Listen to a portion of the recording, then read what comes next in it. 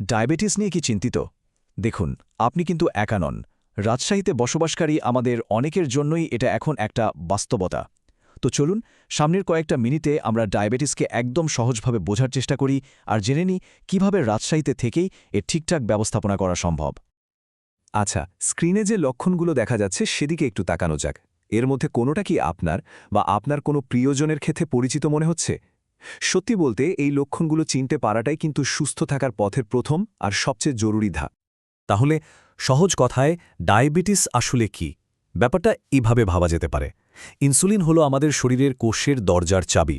এই চাবিটা দিয়েই কিন্তু রক্তে থাকা শর্করা বা চিনি কোষের ভেতরে ঢুকে শক্তি যোগায়। এখন ডায়াবেটিস হলে কি হয়? শরীর হয়তো যথেষ্ট চাবি বানাতে পারে না, অথবা বানানো চাবিটা ঠিকমতো কাজ করে না। আর ফলাফল? শর্করা কোষের ভেতর না ঢুকে রক্তেই জমতে শুরু করে, আর তা থেকেই তৈরি হয় নানা রকম জটিলতা। যেমন ধরুন, ঘন ঘন প্রস্রাব হওয়া, খুব বেশি তৃষ্ণা পাওয়া বা কোনো কারণ ছাড়াই হঠাৎ করে ওজন কমে যাওয়া। এগুলো হলো কিছু সাধারণ সতর্ক সংকেত। তবে একটা কথা মাথায় রাখতে হবে, সবার ক্ষেত্রে কিন্তু লক্ষণ একই রকম হয় না। এমনকি অনেক সময় শুরুতে কোনো লক্ষণই বোঝা যায় না। তাই মনে সামান্যতম সন্দেহ এলেও ডাক্তারের পরামর্শ নেওয়াই হলো সবচেয়ে নিরাপদ কাজ। দেখুন, ডায়াবেটিস ধরা পড়া মানে কিন্তু জীবন শেষ হয়ে যাওয়া নয়, বরং এটা একটা নতুন অধ্যায়ের শুরু। তো চলুন, এবার আমরা দৈনন্দিন ব্যবস্থাপনার কিছু সহজ উপায় জেনে নিই, যেগুলো সুস্থ থাকতে অনেক সাহায্য করবে। রক্তে শর্করার মাত্রা মাপাটা অনেকটা গাড়ির ড্যাশবোর্ডের দিকে তাকানোর মতো।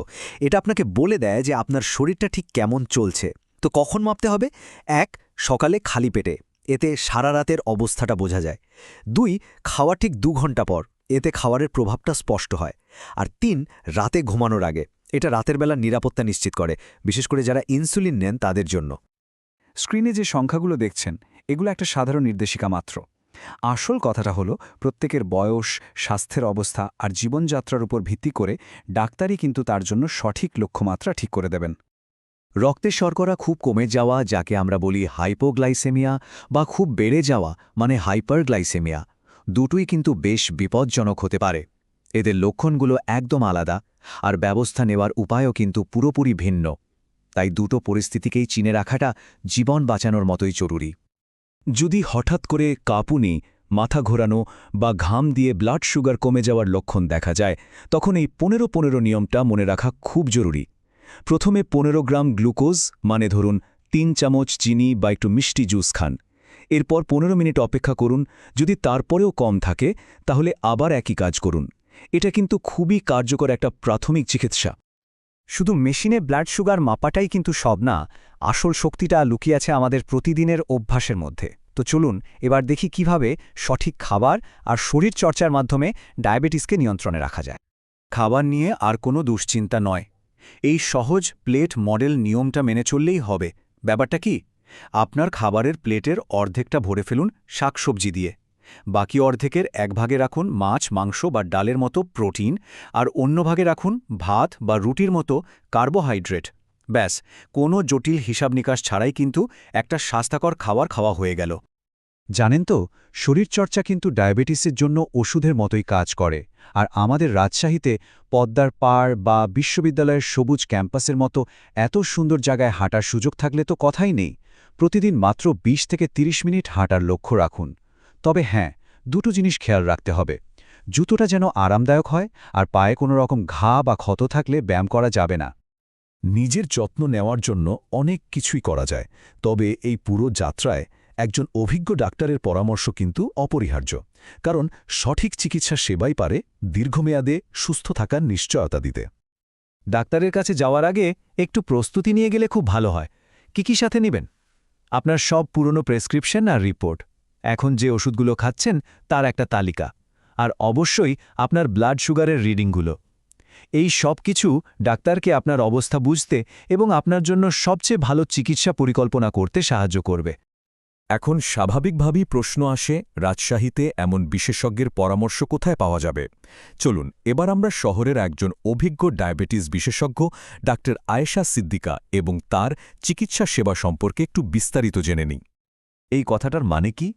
এর মানে হল এমন একজন ডাক্তার যিনি শুধু রোগটাকেই দেখেন না, তিনি রোগীর কথাও মন দিয়ে শোনেন, আর এমন সব পরামর্শ দেন যেগুলো বাস্তব জীবনে মেনে চলা সম্ভব। এটাই কিন্তু সবচেয়ে বড় ব্যাপার। ডাক্তার আয়েশা সিদ্দিকা তার গভীর জ্ঞান আর ব্যাপক অভিজ্ঞতা দিয়ে ডায়াবেটিস রোগীদের সেবা দিয়ে আসছেন।